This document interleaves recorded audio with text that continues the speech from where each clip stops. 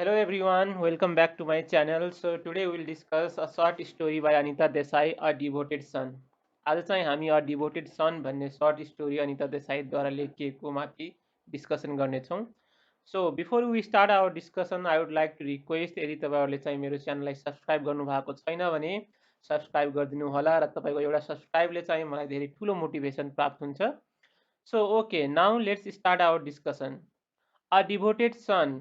From the title itself हामीलाई थाहा हुन्छ कि यो स्टोरीमा एउटा यस्तो क्यारेक्टरको बारेमा पोर्ट्रे गरिएको छ जुन चाहिँ एउटा डिभोटेड सन हुन्छ र जुन आफ्नो प्यारेन्ट्सप्रति एकदमै डिभोटेड भएर चाहिँ आफ्नो लाइफ स्पेन्ड गर्छ. ओके, सो बेसिकली यो स्टोरीमा चाहिँ एउटा सन भर्सेस एउटा फादरको इमोसनलाई देखाउन खोजिएको छ. सो स्टोरीको कुरा गर्दाखेरि स्टोरी स्टार्ट हुन्छ हाम्रो चाहिँ सन जसको नाम चाहिँ मिस्टर राकेश हुन्छ.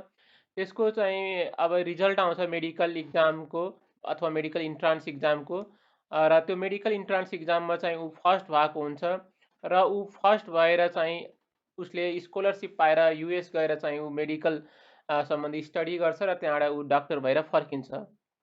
सो राकेश एउटा एकदमै पुवर फ्यामिलीबाट बिलोङ गर्छ. ऊ चाहिँ एउटा स्लम सो एरियाबाट भएको फ्यामिली जसको फादर चाहिँ एउटा पेट्रोल पबमा काम गर्छ र जसको चाहिँ ग्रान्डफादर एउटा चाहिँ सब्जी बेच्ने ठेला चलाएका हुन्छन् र उसको परिवार एकदमै चाहिँ पुवर फ्यामिलीबाट आएको फ्यामिली हुन्छ.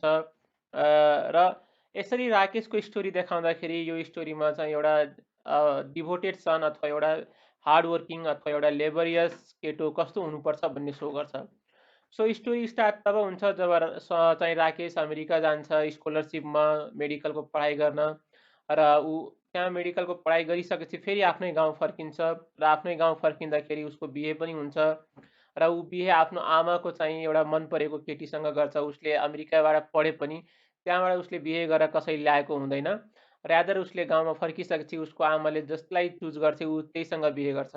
अब यता राकेश स्टोरीमा आफ्नो गाउँ फर्किसकेपछि आफ्नो देश फर्किसकेपछि ऊ ठुलो डक्टर हुन्छ. ऊ दिन प्रतिदिन चाहिँ नेम एन्ड फेम प्राप्त गर्दै जान्छ. सो अर्को अब उसले आफ्नै एउटा हस्पिटल पनि खोल्छ पछि. But the main plot or the main so climax of the story starts when so his mother dies and when his father also resigns from his job because of his old age, and when father and son they are having a kind of a kind of conflict because son keeps on looking after his father like a very devoted son. र स्टोरीमा तब चाहिँ हाम्रो खास अब एउटा complication सुरु हुन्छ जब चाहिँ उसको बुवा बिरामी परेर चाहिँ त्यो केही गर्नै नसक्ने अवस्थामा ऊ बच्चा जस्तो हुन्छ. अब यता राकेशले आफ्नो बुवालाई चाहिँ हरसम्भव उपचार हरसम्भव कुराबाट चाहिँ रोक्न चाहन्छ. Rakesh being a doctor and being a devoted son चाहँदैन कि उसको बुवालाई भोलि केही होस् र उसको बुवा भोलि चाहिँ बिरामी भएर चाँडै अब मरोस्. सो राकेश उसले आफ्नो बुवालाई हरेक कुराहरूबाट चाहिँ नचाहिने फ्याटी चिजहरू अथवा कुनै अनवान्टेड फुडबाट चाहिँ बन्देज गरेको हुन्छ. तर खास चाहिँ कन्फ्लिक्ट छोरा र फादरको इमोसन्समा वा उनीहरूको विशेषमा तब सुरु हुन्छ जब चाहिँ छोराले वा राकेशले आफ्नो फादरलाई चाहिँ बिस्तारै बिस्तारै एउटा डक्टरको रूपमा चाहिँ ट्रिट गर्न खोज्छ.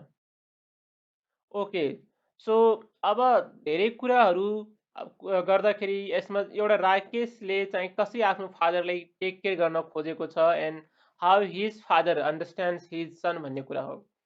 अब मिस्टर अब सो वर्मा राकेशको बुवाको सरनेम वर्मा हो.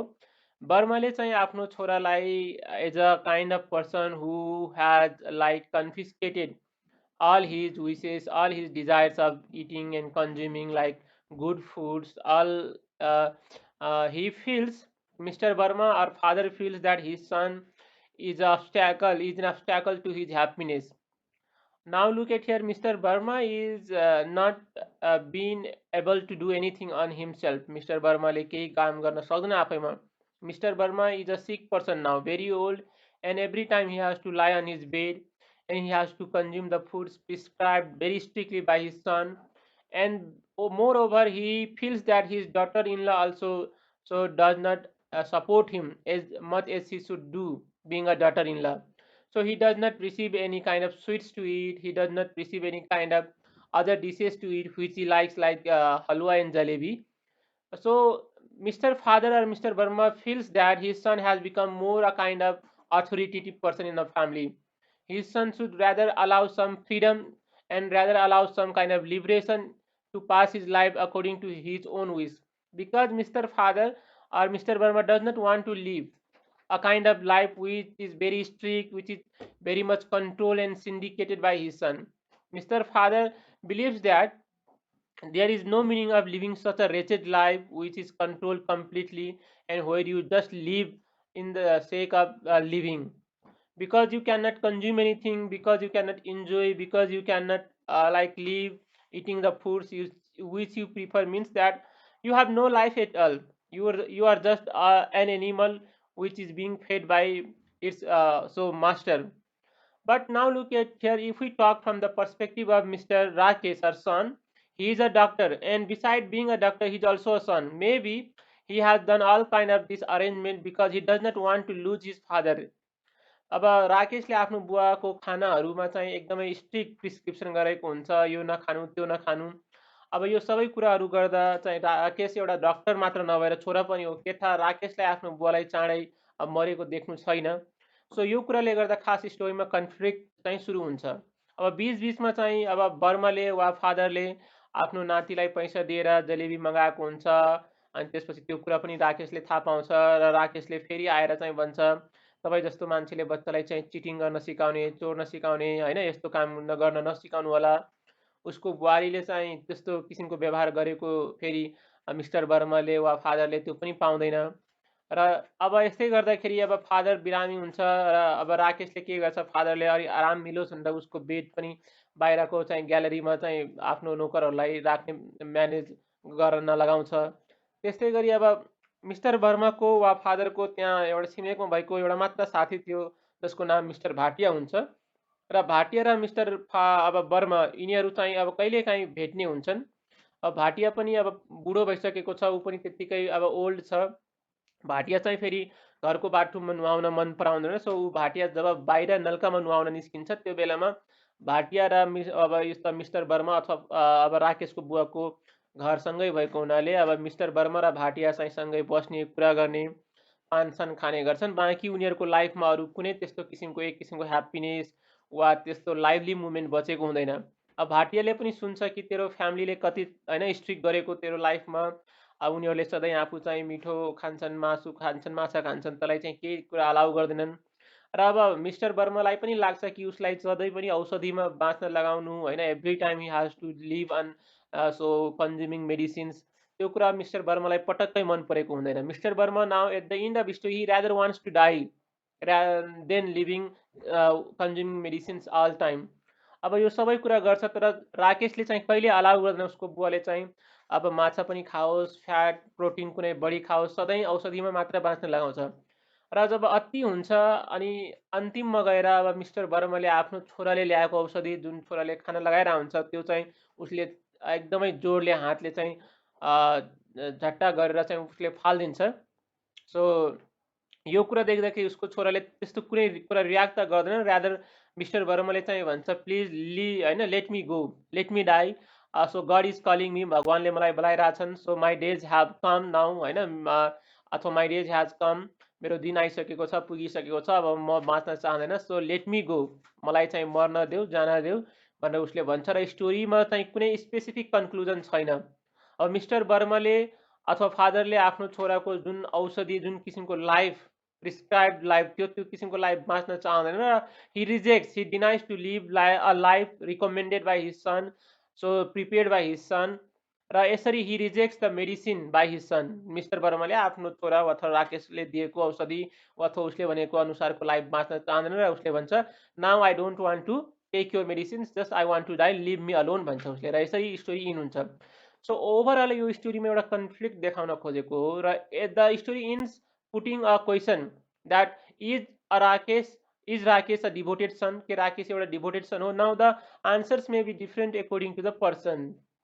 सो मान्छे अनुसार आन्सर डिफरेन्ट हुन सक्छ। Someone may say that yes, Rakesh is a devoted son because he is worried not to lose his father. Whereas now someone may argue that no, Rakesh is not a devoted son because his devotion has so grossed too much. He is being oversensitive. Actually, he should understand, since his father has a numbered days, he should let his father, or he should allow his father. But again, the moral so dilemma comes. Rakesh, being a doctor, knowingly that his father will die sooner or will suffer bad health on consuming the fatty foods or other heavy protein foods, he how can he so let his father consume those kind of foods? So यसरी चाहिँ राकेश एउटा doctor र छोरा भएर he is devoted, no doubt on it. अब त्यो devoted छ, he is doing his best being a doctor and son. But अब sometimes we feel that he is being oversensitive in so looking after his father. अलिकति over sensitive भएको हो कि भन्ने जस्तो पनि लाग्छ हामीलाई. सो अब यसमा कन्फ्लिक्टको कुरा गर्दाखेरि त्यही छ. अब कसैले लाग्छ कि राकेश डिभोटेड सन हो होइन, उसले आफ्नो 100% दिइरहेछ आफ्नो फादरको हेल्थलाई चाहिँ सो सेक्योर गर्नको लागि. अर्कोतिर चाहिँ होइन, राकेश होइन डिभोटेड सन, किनभने ऊ ओभर सेन्सिटिभ भएर आफ्नो फादरलाई चाहिँ उसलाई मनपर्ने कुराहरू पनि खान दिइराखेको छैन. र यसरी चाहिँ एउटा डिभोटेड सनको डेफिनेसनमाथि कन्फ्लिक्ट देखाउँदै यो अनिता देसाईको यो ब्युटिफुल स्टोरी, जुन एउटा इन्डियन सब कन्टिनेन्ट को फ्यामिलीमा हुन्छ, त्यो किसिमको स्टोरीलाई चाहिँ न्यारेट गर्दै स्टोरी इन हुन्छ. I hope every one so to the story. सबैले स्टोरी बुझे र सबैले चाहिँ स्टोरीलाई चाहिँ अब आफ्नो तरिकाले इन्टरप्रेट गर्नुहुनेछ भनेर मलाई आशा छ. सो यदि तपाईँले स्टोरी बुझ्नुभयो र केही कुरा कमेन्ट गर्नु छ भने कमेन्ट सेक्सनमा गएर कमेन्ट गर्न सक्नुहुन्छ. सो तबसम्मको लागि thank you. Will meet in next video. र तपाईँहरूलाई फेरि रिक्वेस्ट, यदि यो कुरा मन पर्यो भने, मेरो भिडियो मन पर्यो भने च्यानललाई लाइक, सब्सक्राइब र सेयर गर्नुहोला. So thank you.